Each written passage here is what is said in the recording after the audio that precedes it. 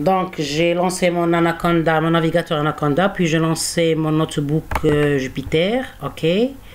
Donc, j'ai mon programme ici. Donc, vous voyez que donc, on a déjà vu la partie 1 pour créer nos clusters optimales initiales, ok. On a choisi les médoïdes de façon aléatoire avec round-int. Donc, les indices, donc M1 et M2 sont les indices des clusters, parce que l'indice, c'est l'élément qui va vers le contenu de l'élément, c'est-à-dire du médoïde qui est c'est-à-dire les x et les y, les coordonnées de chaque médoïde. Puis j'ai utilisé une fonction pour définir la distance euclidienne qui est la fonction ou bien la métrique ou bien la mesure de similarité. C'est la distance euclidienne. Donc j'ai défini cette fonction qui calcule la distance euclidienne entre les médoïdes et les points non médoïdes.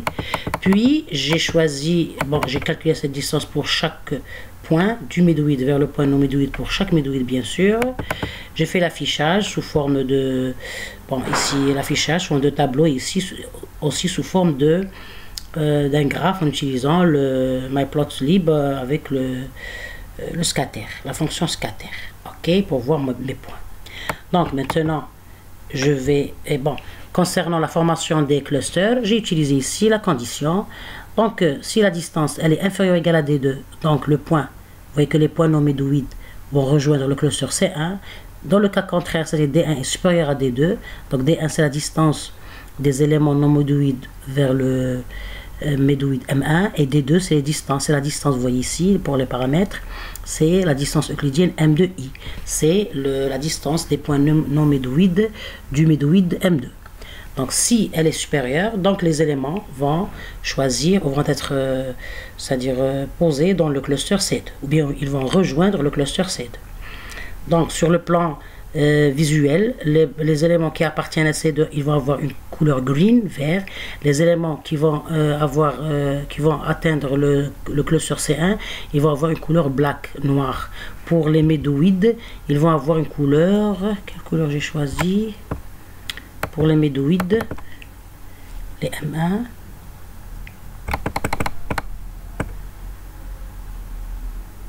et on va avoir la couleur red pour les M1, XM1, YM1, coordonnées de médoïde M1, et XM2, YM2, c'est les coordonnées du médoïde M2 pour pouvoir tracer ces points-là. Bien, donc, très bien, donc, on va voir la première partie de la formation des clusters. Donc, qu'est-ce que je vais faire? Premièrement, il faut que je compile mes librairies. Donc, Shift Entrée, c'est bon. Puis, je vais compiler mon code avec Shift Entrée. Très bien. Donc, ici, pour le côté impression ou bien le print des tableaux, on a le vecteur abscisse qui est X, c'est les abscisses des points, des nuages de points. On a le vecteur ordonné Y qui est les ordonnées des nuages de points. Donc comme un nombre de points, combien j'ai pris ici, n égale à 20 comme un test. On en a pris n égale à 20. On va après tout à l'heure on va changer le nom pour voir la complexité algorithmique. Donc bien, puis ici le choix aléatoire avec round-int, avec le random. M1 égale, c'est le premier médoïde qu'on a choisi aléatoirement, donc il m'a donné 19, le deuxième 0.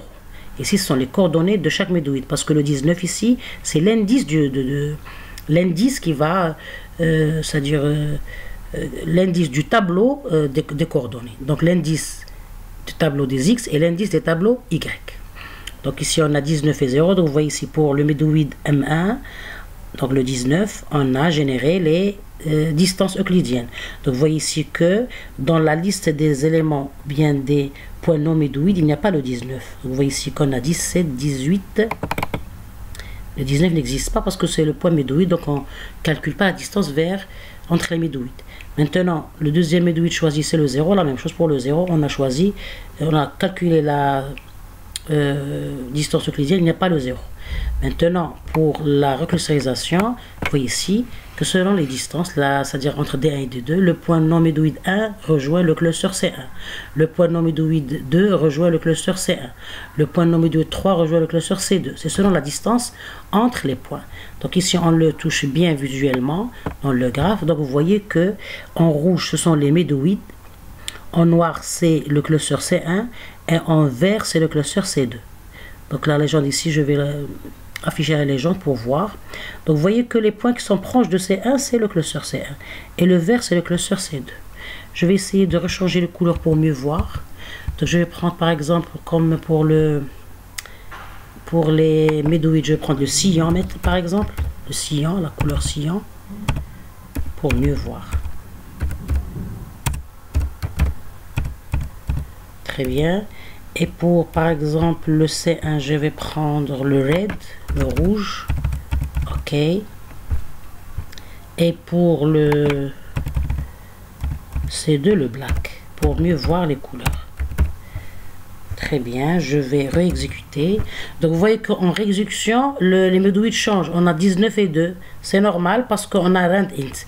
Donc dans chaque exécution, les médoïdes changent parce qu'on utilise un random. Donc chaque fois, il y a un choix aléatoire. Donc ici, on a le 19 et le 2. Vous voyez que le 19, et normalement, il n'existe pas. Et aussi, le 2 n'existe pas. On a 1 et 3. Le 2 n'existe pas parce qu'on ne calcule pas la distance entre médoïdes. Donc on va voir ici. Vous voyez, tout ce qui est noir, vous voyez donc en cyan ici, c'est le M1 et le M2. Et en rouge, c'est le C1. Et en noir, normalement, c'est le C2. Dans la légende, ça n'apparaît pas. Je vais revoir pourquoi. Donc, vous voyez que c'est les points qui sont voisins de M2, de M1. Donc, de M2 plutôt. Le noir, c'est le M2, le C2. Et pour le deuxième cluster ici, les points rouges appartiennent au M2, c'est-à-dire le point M2. Donc, vous voyez le cluster M2. Donc, vous voyez que, c'est-à-dire même visuellement, on voit que la notion de similarité, elle est vérifiée. Les points qui sont voisins de M1 vont être posés dans M1, dans le cluster C1, et les points qui sont proches du médoïde M2, ils vont être posés dans le cluster C2. Donc vous voyez, ça se voit visuellement. C'est-à-dire, par exemple, ce point-là qui est loin, vous voyez qu'il n'est pas en noir, il n'est pas, parce qu'on a la distance euclidienne qui est calculée avec une métrique exacte, qui est la métrique de la distance euclidienne. Donc vous voyez que c'est vérifié. Notre algorithme, il est convergent, il est cohérent, il est valide. Ça se voit visuellement que les points qui rejoignent chaque cluster sont proches du cluster. Donc si on a trouvé ici ce point ici en noir, ça veut dire qu'il appartient à C1. On peut dire qu'il y a une erreur quelque part. Pourquoi? Parce qu'il est très loin par rapport par exemple à ce point là, et on remarque qu'il appartient à C1, qu'il est en noir. Donc c'est une erreur. D'accord? Donc ici, la vérification, c'est-à-dire notre clusterisation, elle est correcte. Bien. On voudrait l'optimiser. Donc pour pouvoir l'optimiser, on voudrait, c'est-à-dire trouver, par exemple, ces deux points-là, on voudrait le faire rejoindre au cluster C1. On voit qu'ils sont plus proches de ce point, de ce médoïde que ce médoïde. Par exemple, hein, on voudrait avoir plus de points dans chaque, ou bien des points dans chaque cluster avec une densité à peu près équilibrée. C'est-à-dire on ne voudrait pas avoir un cluster très vide et un cluster trop plein, de façon à cas très facile à comprendre, pour que l'étudiant comprenne. On voudrait avoir des clusters. Bien sûr, on a dit la bonne qualité, c'est des clusters qui contiennent des points avec des dissemblances minimales, mais on voudrait aussi avoir des clusters avec des densités à peu près pas égales, mais équilibrées. Donc, on ne voudrait pas avoir un cluster vide avec 2 points, par exemple, et un cluster avec 100 points. Donc, ici, quelle est l'utilité de la clusterisation? Je ne vois pas l'utilité. Vous voulez travailler d'une façon générale, en vrac.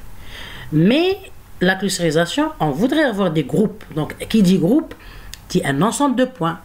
Donc, si j'ai un groupe de 100 et un groupe de 2, je vois, vaut mieux que ces 2 points vont rejoindre les 100 et avoir 102 pour la gestion.